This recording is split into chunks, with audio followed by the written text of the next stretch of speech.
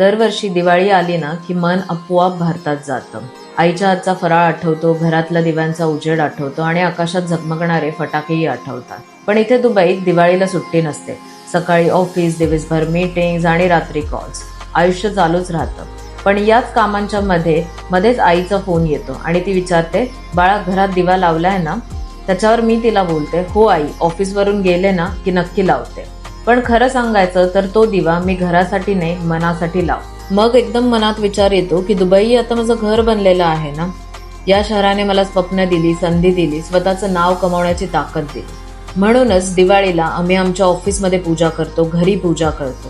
इथल्या गगनचुंबी इमारती, झगमगणारे दिवे आणि विविध देशातून आलेली माणसं सगळे एकत्र येतात आणि दिवाळी इथेही मोठ्या थाटात उजळते.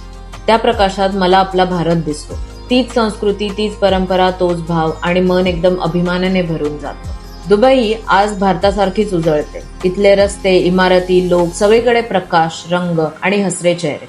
हो, घरापासून दूर असलो तरी घर मनात आहे आणि हे मन या प्रकाशासारखंच भारताशी कायमचं जोडलेलं आहे. घर हे फक्त ठिकाण नसतं, ते आपल्या संस्कृतीचं, आपल्या लोकांचं आणि आपल्या प्रेमाचं प्रतिबिंब असतं. दिवाळीच्या खूप खूप शुभेच्छा त्या सर्वांना जे स्वप्नांसाठी घरातून दूर गेलेले आहेत पण मनाने अजूनही घरीच आहेत.